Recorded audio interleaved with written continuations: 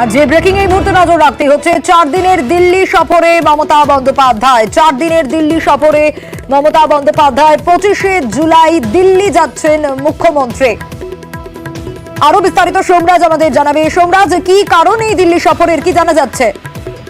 দেখো, মূলত নীতি আয়োগের বৈঠকে যোগ দিতে মুখ্যমন্ত্রী মমতা বন্দ্যোপাধ্যায় দিল্লি যাচ্ছেন বলে নবান্ন সূত্রে খবর। আগামী 27শে জুলাই দিল্লিতে নীতি আয়োগের বৈঠক হবে। সেই নীতি আয়োগের বৈঠকে মুখ্যমন্ত্রী মমতা বন্দ্যোপাধ্যায় যোগ দেবেন। তুমি জানো, এই নীতি আয়োগের যে বৈঠক তা প্রধানমন্ত্রী নরেন্দ্র মোদী সভাপতিত্বে হবে।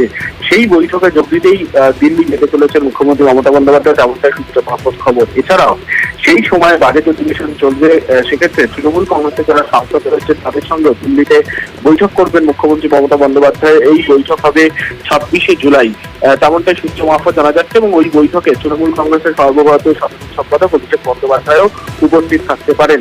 আগামী 25শে জুলাই দিল্লির উদ্দেশ্যে রওনা দিচ্ছেন মমতা বন্দ্যোপাধ্যায় এবং 28শে জুলাই তিনি কলকাতা ফিরে আসবেন। এখনো পর্যন্ত তেমনটাই সফরসূচি প্রস্তুত হয়েছে মুখ্যমন্ত্রী। বেশ।